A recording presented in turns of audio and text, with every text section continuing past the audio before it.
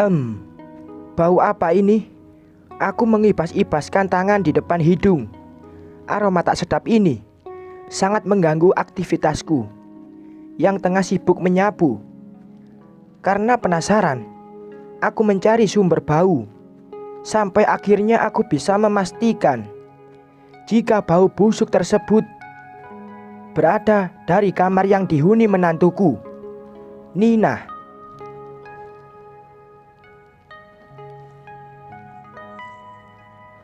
Huek! Aku hampir muntah dan segera menutup hidung saat berada di depan pintu kamar Nina.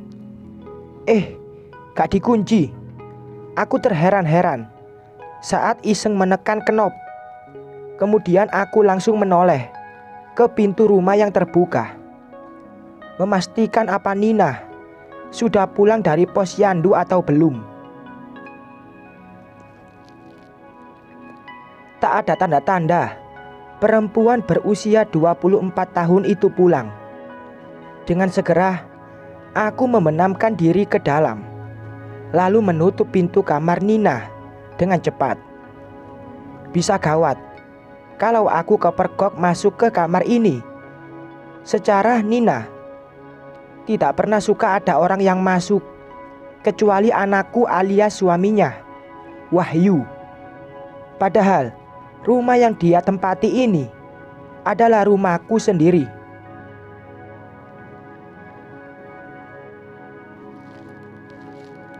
Kalau saja ada yang masuk ke kamarnya, entah itu aku atau kedua adik iparnya, Nina akan marah besar dan mengadu kepada Wahyu sambil merengek manja.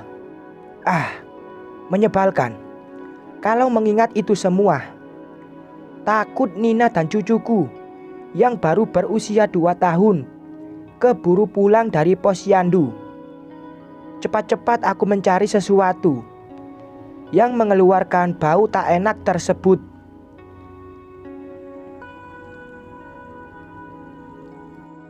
Herannya, tak ada benda atau apapun yang mencurigakan di kamar Nina. Hanya ada ranjang dan lemari beserta meja rias yang dipenuhi kosmetik.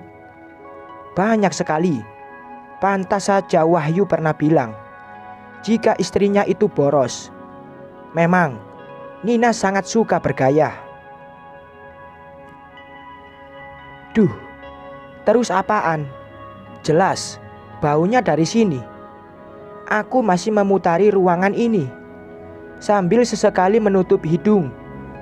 Sampai akhirnya tubuh ini merunduk. Astagfirullah, ucapku kaget bukan main saat melihat kolong ranjang dipenuhi makanan. Dari mulai kue kalengan sampai minyak goreng pun ada di sana. Walau samar aku bisa melihat sebuah kantung kresek berwarna putih berisi telur yang isinya sudah pecah. Susah payah aku menariknya. Bau busuk itu semakin membuatku ingin mengeluarkan segala yang ada di dalam perut. Benar-benar bau. Sudah busuk begini, apa dia gak menciumnya sama sekali?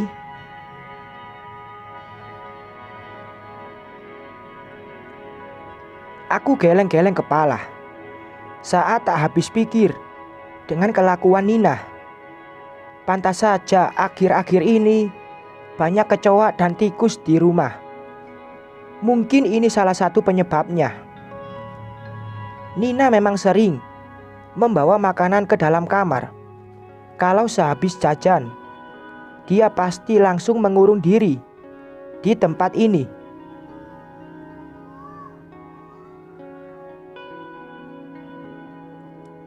Namun aku mengira Nina langsung menghabiskannya, bukan menyimpannya di bawah ranjang seperti ini. Daripada disembunyikan di kolong, lebih baik buka warung saja. Menurutku benar-benar aneh. Ibu, lagi apa? Jantungku terasa jatuh saat kepergok Nina. Tampak wanita berambut ikal itu memandangiku dengan seksama.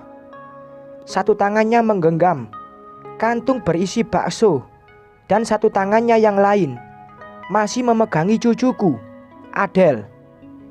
Ini, maaf, Nin. Tadi di sini bau busuk banget. Makanya ibu terpaksa ngecek kamar. Rupanya ada telur busuk di dekat lemari. Sengaja aku berbohong. Biarlah dia menyangka jika aku tak tahu keadaan kolong ranjangnya. Kok ibu berani sih ke kamar Nina? Raut wajahnya semakin tak enak dipandang. Maaf sebelumnya, Nin. Sudah ibu bilang, ibu terpaksa karena baunya sangat menyengat. Apalagi pas ibu cek kamarmu gak dikunci.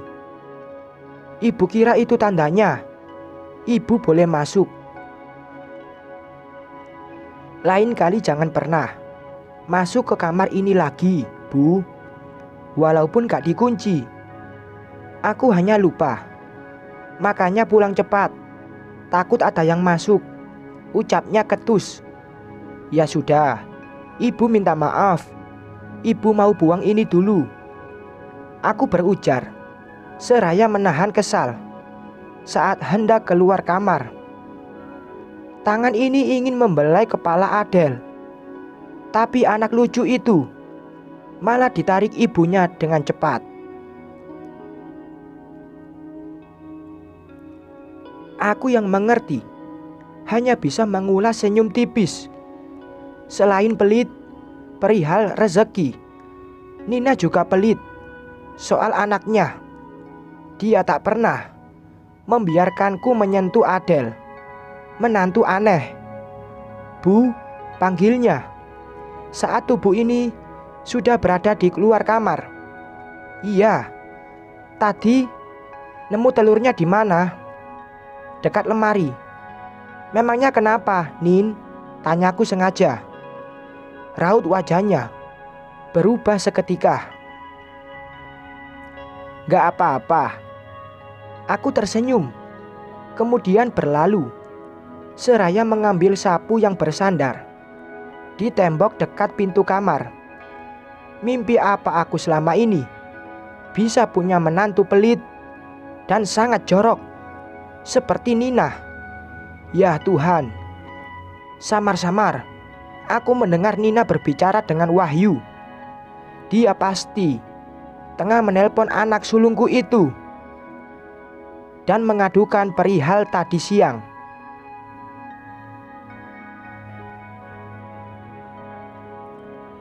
Bu, jangan masuk ke kamar Nina, ya.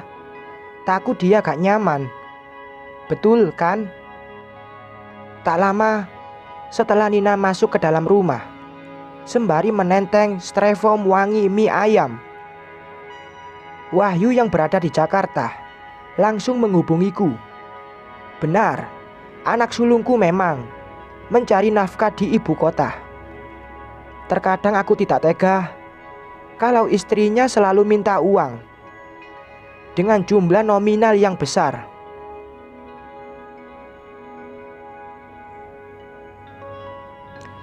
Iya, maafin ibu, Yu. Sengaja aku tak mengadu. Biar saja menunggu waktu. Aku takut dia menceraikan istrinya jika memberitahu perilaku Nina selama ini. Bukan takut kehilangan menantu, tapi kasihan pada cucu. Setidaknya Adele makhluk kecil yang masih butuh perhatian, kasih sayang yang lengkap dari kedua orang tuanya. Enak gak, sayang? Aku dan kedua anak lelakiku yang tengah menonton televisi otomatis menoleh mendengar ucapan Nina. Dari sini kami bisa melihat dia tengah menikmati mie ayam sambil memandangi Adele yang mengunyah biskuit. Jujur, aku langsung menelan ludah. Enak kayaknya, Bu. Anak bungsuku. Farhan berbisik. Wangi mie ayamnya. Memang semerbak.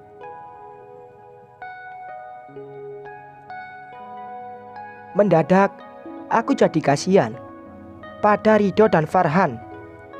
Nanti, kalau aku sudah dapat kerja, aku bakal beliin, Han.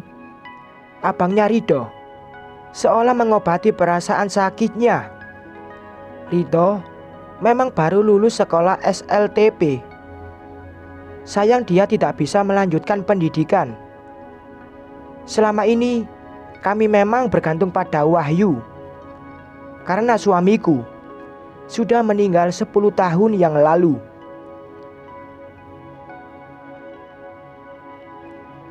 Namun setelah anak sulungku menikah, otomatis dia tak lagi fokus pada kami. Aku tak menuntut apapun, malah bahagia melihat Wahyu sudah menemukan jodohnya. Sebagai orang tua, aku hanya bisa mendukung serta mendoakannya. Sedangkan anak bungsuku, Farhan, masih bersekolah dan baru saja masuk SMP. Semoga saja ada rezeki cukup hingga nantinya aku bisa menyekolahkan Farhan ke jenjang yang lebih tinggi. Tiba-tiba Nina keluar. Tanpa permisi dia melewati kami sambil bersendawa. Aku hanya bisa membuang napas. Bergejolak rasanya hati ini. Tunggu ya. Mau kemana, Bu? Tanya kedua anak lelakiku. Aku tak menjawab, saking sudah dongkolnya. Setelah masuk kamar, ku ambil cincin pemberian mendiang suamiku, hingga menyisakan kalungnya saja. Tunggu saja, ucapku. Saat Ridho dan Farhan kembali bertanya, aku hendak kemana? Mau digadai berapa, Bu Ami? Tanya tetangga. Saat aku menyodori cincin bersurat ini, 500.000 saja. Akhirnya persetujuan pun terjadi. Setelah menerima uangnya, aku langsung keluar gang mencari pedagang yang biasa nongkrong di jalanan. Dari mulai mie ayam, bakso, kebab, bahkan kakiku sampai ke tempat penjual pizza. Entahlah, aku seperti orang tak waras. Hanya karena merasa sakit hati oleh menantu sendiri. Assalamualaikum. Ayo dimakan, Ridho, Farhan, ucapku seraya melebarkan senyuman. Kedua anakku itu tampak melongo. Begitupun dengan Nina. Dia berada di ruangan yang sama. Rupanya dia telah menguasai remote televisi, membuat hatiku semakin meradang saja. Apa ini, Bu? Makan saja. Ini pizza asli, Ibu langsung beli dari kedainya. Ini ada makanan lain juga. Dinikmatin ya, ucapku sengaja tanpa menawari Nina. Kulihat Ridho dan Farhan tersenyum dan langsung menyambar makanan tersebut. Jujur, aku terharu sampai tak bisa ikut makan. Ini, Bu, ini yang enak. Ridho dan Farhan berebutan makanan untuk ku coba. Kami saling tertawa akhirnya. Mendadak, remote televisi terlempar tak jauh ke arah sini. Kami langsung terdiam, lalu menoleh ke Nina. Tampak wanita itu berjalan cepat ke kamar, lalu menutup pintu dengan kencang. Aku tersenyum, merasa berhasil memanasinya. Walau sudut hati teringat Adele yang sudah terlelap di ruangan tersebut bersama dengan ibunya. Biarlah, untuk Adele akan kubelikan makanan di lain waktu. Untuk kali ini, aku hanya ingin membalas sakit hati pada menantuku. Sekian.